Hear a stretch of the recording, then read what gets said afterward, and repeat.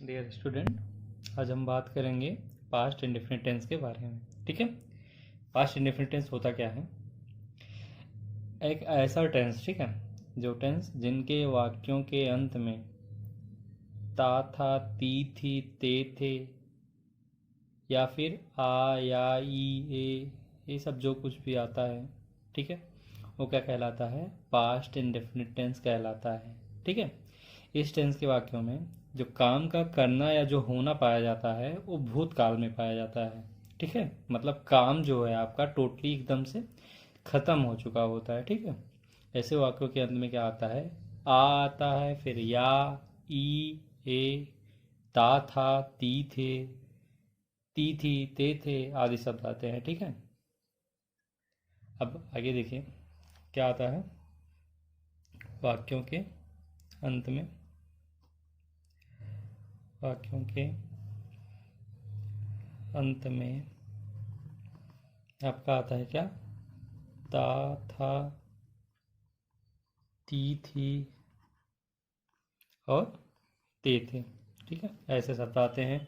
या फिर आता है आ, या, ई, ऐसे शब्द। ठीक है, हेल्पिंग वर्ब क्या होती है इसकी? डिड होती है। क्या होती है helping verb? Did, D I D, did. ठीक है, इसमें कोई पंगा नहीं है, चाहे सिंगुलर हो, चाहे प्लूरल हो, चाहे थर्ड पर्सन, फर्स्ट पर्सन, कोई भी हो। ठीक है, सिंगुलर हो आपका सब्जेक्ट, प्लूरल सब्जेक्ट हो, सबके साथ डिड का यूज किया जाता है। ठीक, और हाँ, खासकर ध्यान देने वाली बात यह है कि इसमें आपको जो हेल्पिंग वर्ब तथा जो मेन वर्ब होती है, मेन वर्ब ये इसके साथ मतलब कौन सी फॉर्म यूज होती है मेन वर्ब की?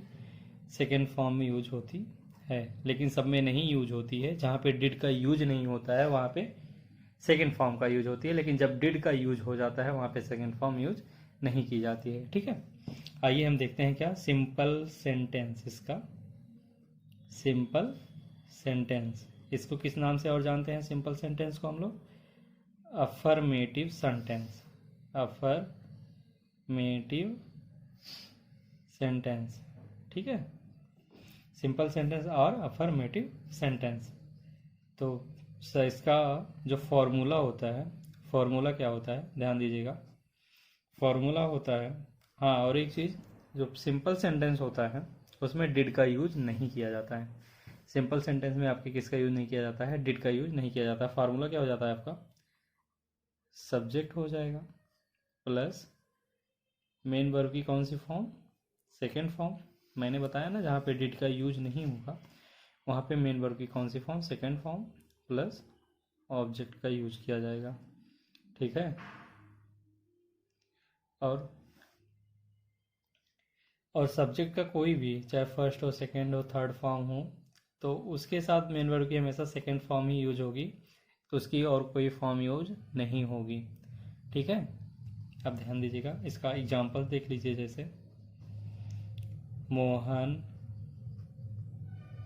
मोहन कल अपने पिता को देखने दिल्ली गया। मोहन कल अपने पिता को देखने कहाँ गया? दिल्ली गया। या आया लास्ट में ना, हमने बताया था या आए लास्ट में, वाक्य के अंत में या आए, तो क्या है आपका? पास्ट इंडेफिनिट टेंस है। ठीक है, मोहन कल अपने पिता को देखने दिल्ली गया, तो सबसे पहले सब्जेक्ट है, सब्जेक्ट मोहन, मोहन आ गया। उसके बाद मेन वर्ब की सेकंड फॉर्म, क्या करने गया? मोहन कल अपने पिता को देखने दिल्ली गया, तो वो कहाँ गया? Delhi. Mohan went to Delhi, Mohan went to Delhi to see his father. हमने बताया था कि अगर नेमिंग वर्ड में कोई नेमिंग वर्ड है, ठीक है, तो अगर वो पुरुष जाति का बोध होता है तो उसके साथ किसका यूज किया जाता है? हिज का। ठीक है, समझ में आया? मोहन कल अपने पिता को देखने कहाँ गया? दिल्ली गया। Mohan went to Delhi to see his father. अगला देख लीजिए कि मैं इस घर में रहता था। मैं इस घर में रहता था। I lived lived I lived in this house. I lived in this house. ठीक है, समझ में। अब अगला क्या है आपका दूसरा सेंटेंस देखिए, निगेटिव सेंटेंस होता है आपका। ठीक है, निगेटिव सेंटेंस। निगेटिव सेंटेंस में क्या होता है, इसमें जो हेल्पिंग वर्ब यूज की जाती है आपकी, हेल्पिंग वर्ब क्या यूज किया जाता है, डिड नॉट। ठीक है, डिड नॉट, चाहे वह आपका सिंगुलर सब्जेक्ट हो या फिर और प्लूरल सब्जेक्ट हो, नेमिंग वर्ड हो, कुछ भी हो। ठीक है, सबके साथ डिड नॉट का यूज किया जाएगा। और इसमें मेन वर्ब की कौन सी फॉर्म यूज होगी, मेन वर्ब की फर्स्ट फॉर्म यूज होगी। ध्यान दीजिएगा, मेन वर्ब की कौन सी फॉर्म यूज होगी, फर्स्ट फॉर्म यूज होगी। ठीक है बच्चों। और यदि हाँ, जैसे वाक्य के बीच में मैं बता रहा हूँ, वाक्य के बीच में अगर जैसे अगर कभी नहीं, नेवर का यूज आ गया, तो उसमें क्या होता है कि मैं कभी नहीं आया, मैं कभी नहीं गया, तो जब नेवर आ जाएगा तो वहाँ पे डिड नॉट का यूज ना करके अगर हम नेवर लिखते हैं तो नेवर के साथ मेन वर्ब की कौन सी फॉर्म यूज होगी, मेन वर्ब की सेकेंड फॉर्म यूज होगी।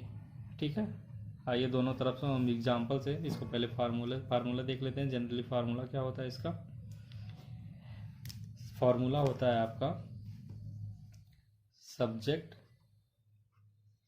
Plus did not plus main verb की कौन सी फॉर्म, फर्स्ट फॉर्म यूज होती है ना, फर्स्ट फॉर्म प्लस ऑब्जेक्ट। एक तो हो गया इसके लिए। नेवर जब आ जाए तब क्या होता है, तो सब्जेक्ट, ये अगला है, स्टार करके लिख लीजिएगा, subject plus never plus main verb की सेकेंड फॉर्म प्लस ऑब्जेक्ट।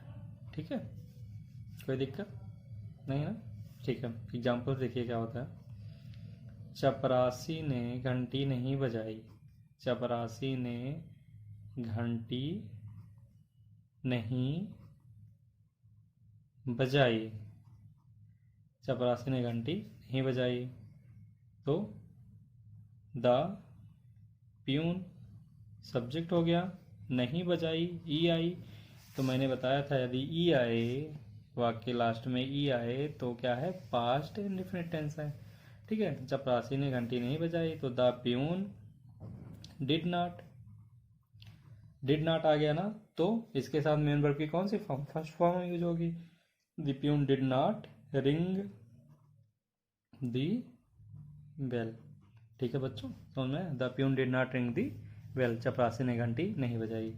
जैसे अगला हो गया, मैं कभी देर से नहीं आया। मैं कभी देर से नहीं आया ना, यहाँ देखो आ गया, कभी नहीं आया कि नहीं आया, तो आई नेवर, मेन वर्ब की second form, I never come came, I never came too late, मैं कभी देर से नहीं आया। ठीक है बच्चों, समझ में आया। Subject plus did not plus main verb की फर्स्ट फॉर्म प्लस ऑब्जेक्ट, फिर subject plus never plus main verb की सेकेंड फॉर्म प्लस ऑब्जेक्ट। ठीक है, यहाँ तक समझ में आया, कोई दिक्कत नहीं है ना। एक बार इसकी फ़ोटो क्लिक कर लीजिए आप लोग, ठीक, देख लीजिए एक बार, ऊपर से मैं दिखा दे रहा हूँ यहाँ से, फिर फ़ोटो क्लिक करके लिख लीजिएगा। ठीक है, नोट्स बनाते चलिए। अब अगला है क्या हमारा, निगेटिव सेंटेंस हो गया। अगला देखिए क्या होता है, इंट्रोगेटिव सेंटेंस। कौन सा, इंट्रोगेटिव सेंटेंस। इंट्रोगेटिव सेंटेंस में क्या होता है, इंट्रोगेटिव सेंटेंस में जैसे क्वेश्चन वर्ड पूछे जाते हैं, क्वेश्चन वर्ड। ठीक है, क्या तुम स्कूल गए, क्या तुम स्कूल जाते थे, क्या तुम खाते थे, वह कहाँ जाता था, ठीक है, वह क्यों जाता था, वह कब जा रहा था, कब जाता था, ऐसा कुछ। ठीक है, क्वेश्चन पूछा जाए आपसे, क्वेश्चन पुटअप किया जाए, वही आपका क्या है, इंट्रोगेटिव सेंटेंस है। ठीक है, तो आइए देखते हैं। जब आपका क्वेश्चन वर्ड क्या है, वाक्य के बीच में आ जाए। पहला है, जब क्वेश्चन वर्ड सेंटेंस में बीच में आए, ठीक है। तो क्या करना चाहिए, पहले क्वेश्चन वर्ड की अंग्रेजी लिख लेनी चाहिए, क्वेश्चन वर्ड की अंग्रेजी लिख लेनी चाहिए, ठीक है। फिर उसके बाद हेल्पिंग वर्ब का यूज करना चाहिए, डिड। फिर उसके बाद आपको सब्जेक्ट प्लस, हमने बोला ना जहाँ डिड आ जाएगा उसके साथ मेन वर्ब की कौन सी फॉर्म, मेन वर्ब की फर्स्ट फॉर्म यूज होगी, ठीक है, plus object plus question mark, ठीक। और जब क्वेश्चन वर्ड वाक्य में कहाँ आए, बीच में आए, पहले आ जाए, जब क्वेश्चन वर्ड सेंटेंस में पहले आ जाए तब क्या करते हैं, क्वेश्चन वर्ड की अंग्रेजी ना लिख के हम उसके स्थान पे किसका, हेल्पिंग वर्ब डिड का यूज करते हैं, पुनः सब्जेक्ट लिखते हैं, फिर एज ए वर्ब जैसे ऊपर है वो सारा सेम वही लिख लेते हैं, ठीक है। यहाँ तक तो कोई दिक्कत नहीं होगी, कोई दिक्कत होगी तो आप कमेंट करिएगा, हम आपको ज़रूर बताएंगे, ठीक है। और हाँ, यदि आप लोग कमेंट करते हैं तो हम आप लोगों को पूरा एग्जाम्पल्स का एक बहुत बड़ा पैकेट हम आपको दे देंगे, ठीक है। आगे देखते हैं, इसका एग्जाम्पल देख लेते हैं। देखो इसका पहले फार्मूला देख लो, जब क्वेश्चन वर्ड सेंटेंस में बीच में आए तो क्वेश्चन वर्ड की अंग्रेजी सबसे पहले लिखते हैं, उसके बाद डिड हेल्पिंग वर्ब का यूज होता है, फिर सब्जेक्ट का यूज होता है। उसके बाद मैंने बताया जब डिड आ जाए तो मेन वर्ब की फर्स्ट फॉर्म का हमेशा यूज होगा, फिर ऑब्जेक्ट, उसके बाद क्वेश्चन मार्क, इसको लगाना ना भूलें, ठीक है। और जब क्वेश्चन वर्ड सेंटेंस में पहले आ जाए तो उसकी अंग्रेजी ना लिख के हम डिड का यूज करते हैं, पुनः सब्जेक्ट, फिर अब एवब, जैसे एवब आपने एक फार्मूला कंस्ट्रक्ट किया है, सेम वही फार्मूला नीचे उतार लेंगे, ठीक है। आइए एग्जाम्पल देखते हैं, एग्जाम्पल द्वारा समझते हैं इसके। एग्जाम्पल्स देखिए, एग्जाम्पल्स क्या है,